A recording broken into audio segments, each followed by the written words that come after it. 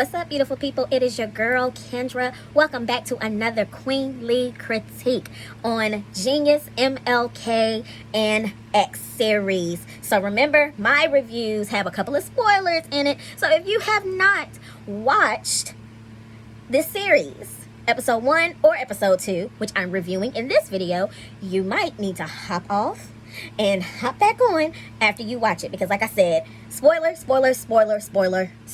So let's hop right into it. So this particular episode focuses on the relationships that Dr. King and Malcolm X had, okay? So just to start off, Malcolm and his conch honey were giving the girls a run for their money. Let me tell you something. He was giving them a run for their money, all right? I was really trying to pay attention, but the wig was actually kind of stressing me out. I ain't gonna lie. I mean, my wig be stressing me out from time to time. I mean, I'm just saying. You know, the wig was kind of stressing me.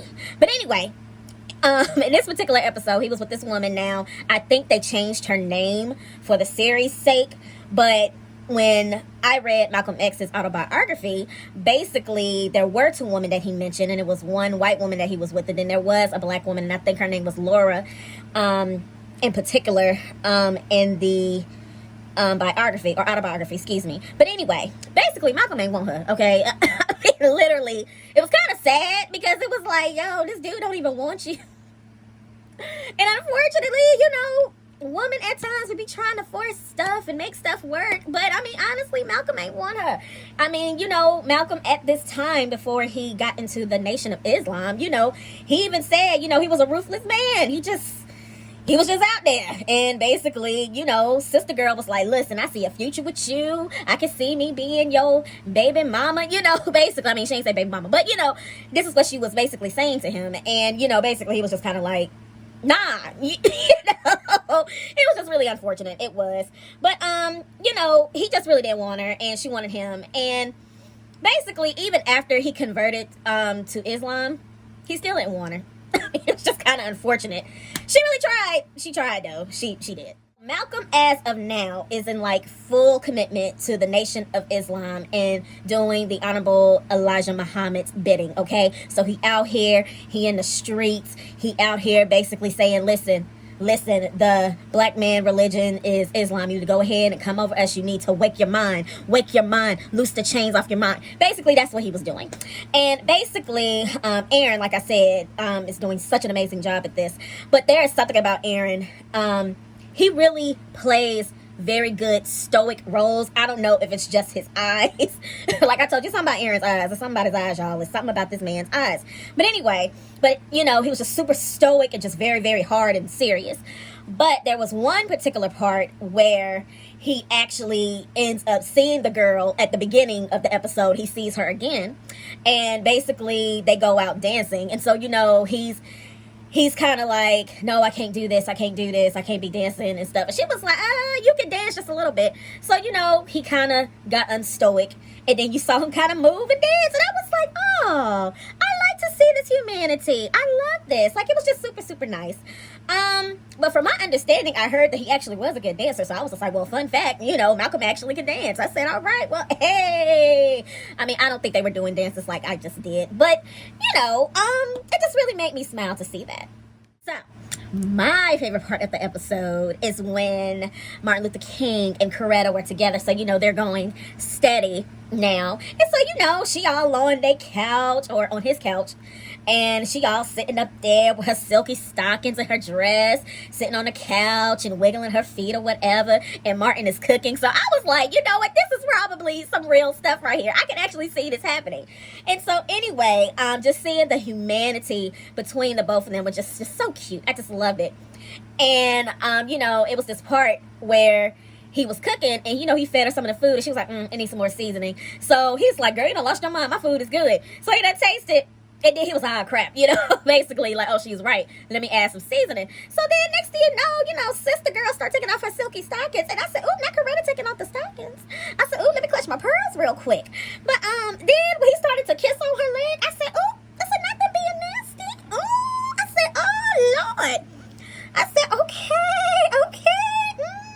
But I loved it, y'all. It was just so, so cute. But anywho, They are discussing their plans to stay in Boston, and basically he is thinking about getting a job up there as far as being a minister at a church. But a lot of the pastors turn him down because they know who his father is. And basically, Daddy King was kind of problematic. He's kind of problematic. Just to say it, just to say it in nice terms. He was just kind of problematic, and they were just kind of like, nah, we don't want no smoke. Basically, that's basically what they were saying. We don't want no smoke. We don't want no trouble. Don't hold you though. Daddy King was actually kind of getting on my nerves on this episode. I'm not even gonna lie, because he really had the audacity and the gall and the gumption to form his lips to talk about how Coretta had nothing to offer. I was like, oh, this is beyond me. How dare you say this to Coretta Scott? Whew. And, she was really uncomfortable. And like I said, and literally, Daddy King was being a butthole. And literally, he brought up a whole nother woman at the dinner table while Coretta was right there. I was like, sir, that was uncalled for. That was not fair. So, anywho, Coretta got pissed. So Coretta like, nah, I'm about to pack up. I'm leaving up out of here. Ain't nobody got time for this. So, basically, I feel like Martin should have stood up for her at that time and in that moment, but I guess it just threw everybody off because, I don't even think that even Martin Luther King's mom, she was just kind of like, whoa, that came out of left field. Where did that come from? So it was really beyond me. I was like, oh, but then I think she told Daddy King, she was like, listen, you need to fix this because this ain't it, bruh. This is not it.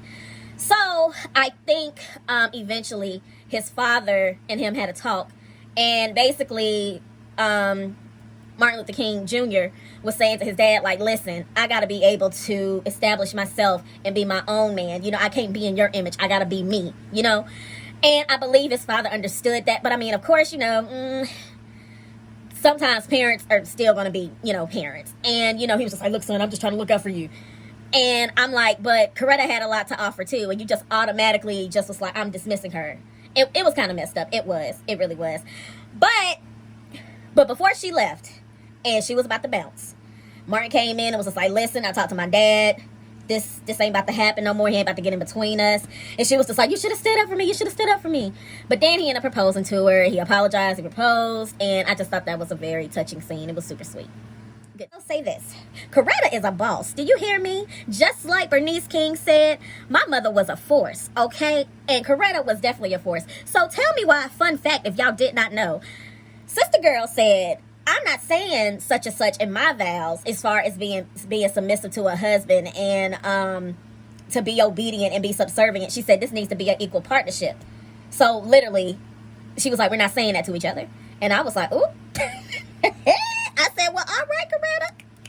Let them know. But I mean, some people probably feel like, oh my God, see, this is when the feminine, excuse me, Lord, I can't talk. The feminist movement, see, this is what's wrong with y'all, I was like, no, I understand what Coretta was saying, because it's just like, listen, like, I'm more than just your wife. I am your partner. And I want you to see that me and you are equal and that we can both do great things. So I was just kind of like, hey, I'm here for it. And I mean, Dr. King, of course, he ain't had a problem with it. So, go figure. He still married her.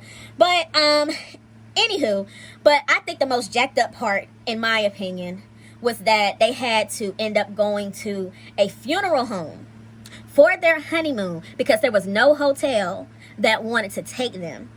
I said, racism is such a crazy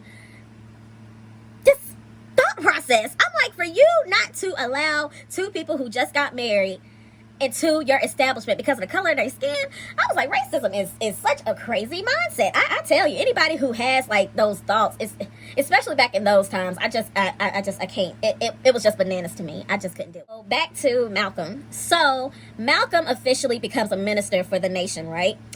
And basically, since he has gotten elevated, he has to basically disconnect from anybody that has, made him, or from his past anyway, I guess you could say. Like, you can't go back to your past, you have to move forward. And having this type of woman beside him would be like a distraction because, hey, being a part of the Nation of Islam was such a full-time commitment. So what ends up happening, old girl ends up popping up again. And I was like, I guess it's the girl, I didn't get the hint, but okay. So what happens is they end up meeting, and Malcolm is just like, nah, we can't be together. Like, I can't. I have other things, other priorities, and things like that. And then she says something like, so the other night ain't mean nothing. I was like, girl, what the world? Oh, I said, Lord Jesus. I said, oh, and I hate it because, and you know what's funny, because they kind of tugs on my heart a little bit, because, I mean, I ain't gonna lie, I've been in a situation like that too. And it's just kind of like, well, not him being a minister or anything, but, you know, his life was at a different place, and I was in a different place, and, you know, like I said, trying to force something to work, and it was not working. So, you know, I was just kind of like, oh, I'm sorry, sis, but, I mean, he did kind of tell you, but I guess you were just kind of like, nah, you know, I'll persuade him if I do this. But, no, he has to go for it, basically. And, you know, it hurt her, and I could tell that it hurt him too in a way. But, you know, he's like, you know, I got responsibilities. I gotta, you know, do and lead the Nation of Islam, and I gotta be, you know, the second man for Elijah Muhammad.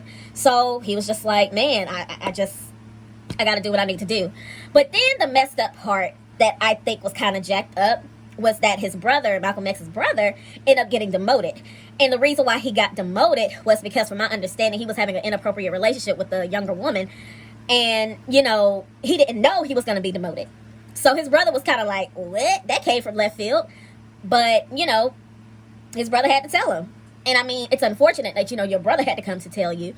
But it's like, yo, like, this is kind of weird. I've been kind of, you know, under Elijah Muhammad all these years, and now he's pushing me out the way because of an inappropriate relationship, and now he's putting you in charge.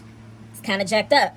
So I think that that's going to really bring, like, some tension between them, just to be honest with y'all. So, yeah, that was messed up, and you could definitely see heartbreak in his brother's face and betrayal in a way. And, you know, Malcolm is just kind of like, look, I'm just trying to do what the Honorable Elijah Muhammad told me to do. I'm sorry, brother, you know. But, yeah. But that's the end. I was trying to hurry up and do this episode review very quickly because I felt like my first one was a little too long. But I'm loving this series. I cannot wait until next week. I think that this series actually should have had 10 episodes instead of 8, but I'm not going to judge. I'm just going to embrace it and just take it each episode at a time. I hope you guys have been enjoying my reviews. And follow me on Instagram, Kendra MUA. And do not forget to subscribe to this channel, because I'm not only going to do movie reviews, I'm going to do other stuff too. I mean, come on, y'all. Like, I'm a makeup artist, so of course I'm going to show y'all makeup stuff too. So, alrighty, y'all. I love you all. I hope you have an amazing day, and I hope you enjoyed this review. And I will see you guys soon. Smooches and sparkles. Bye.